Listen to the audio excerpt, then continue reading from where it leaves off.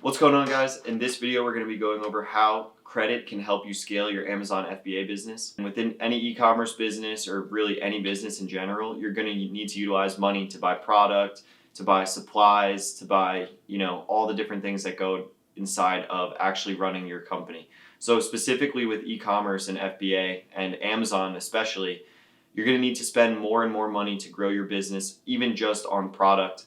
So especially inside of Amazon FBA, you're going to need to utilize more money to scale because you're going to need to buy more and more product to sell each and every month if you want to grow. So when I was starting up with Amazon, specifically dropshipping back 4 years ago, I ran into the problem within my first month or two that I didn't have enough money to buy the products that I was selling. And dropshipping was like after the fact, so we were selling them first, then buying the product. However, you didn't get your money from Amazon until way after the product already shipped.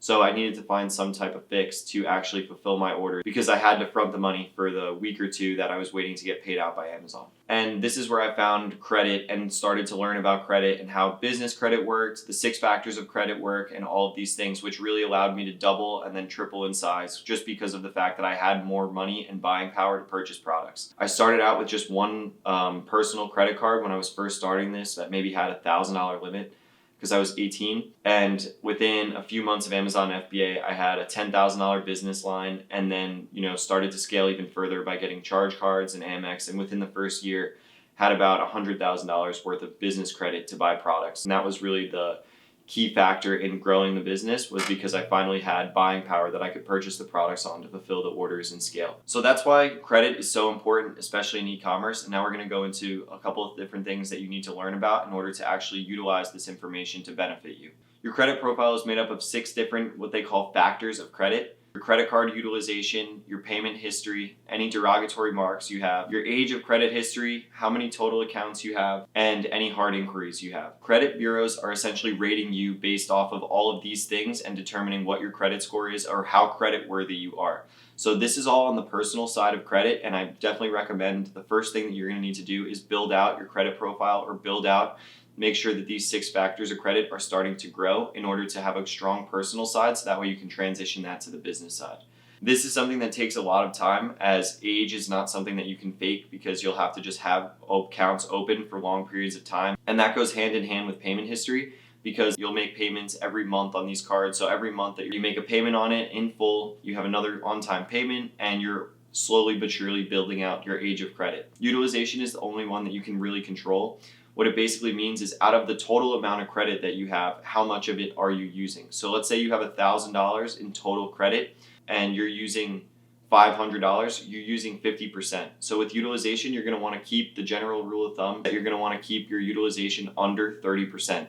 Meaning that you have $1,000 worth of credit, you're only going to want to utilize 30% or $300. So once you have a stronger personal profile built out, this is where you're going to be able to transition this to the business side, and you're going to be able to open up business credit cards. My top recommendations are the banks Amex and Chase Bank. Either one of these banks have a full line of business cards with a bunch of different ones. Travel cards, cashback cards, Amex has flexible payment cards, 0% interest cards. Basically, they all have a bunch of different ones that all compete, and you can look through all of these. This isn't going to be a best credit cards video, more so just about how you actually can use this to benefit you. So I recommend either picking Amex or Chase and kind of sticking with them. I do have cards from both. I have more Amex cards, however, I've realized over the years that Chase is actually better, so I'm working on building that out and starting to close off old Amex cards that I don't really use anymore. With business credit, I would recommend, if you're just starting out, getting one of the 0% for 12 to 18 month cards. What this is it's really going to allow you to scale, because you're going to be able to use this money with 0% interest for either 6, 12, or 18 months, depending on what the offer is.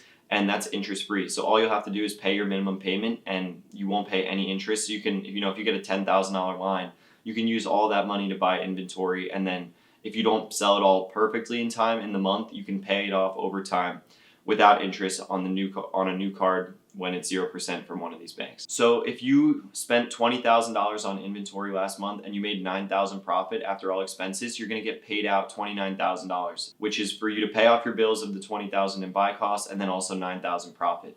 However, if you wanted to almost double your business or even grow by 50% for the next month, the following, and you spent now $30,000 on inventory, you've now spent all of your money that you have paid out plus all of your profit on more inventory to grow, which means that on a cash on, even though you did profit 9,000 the last month, on a cash on cash return basis, you actually are down money, obviously, because you've spent your original 20 plus your additional 9 in profit and another 1,000 to get to 30,000 in spend for that following month.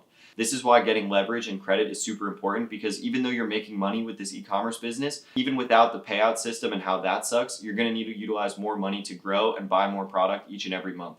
And you're still always going to be waiting on Amazon payouts, because there's always going to be money in Amazon, and there's going to be a constant loop of, purchased inventory, then sent to Amazon, then sold on Amazon, then ready to pay out, then paid, then back into new inventory and stuff. So it's always going to be cycling, and you're always going to be, throwing more money around at this business. And as you continue to grow, and especially if you're growing month over month, you're going to be spending more, which is why I totally recommend taking credit seriously. So that way you never run into a problem where you don't have enough money to buy inventory, because you have these avenues to buy more product without actually having the cash. And it's not a super risky event, because you know that you're going to sell this stuff, especially once you gain confidence. So that about wraps everything up for today's video. Thank you for your business.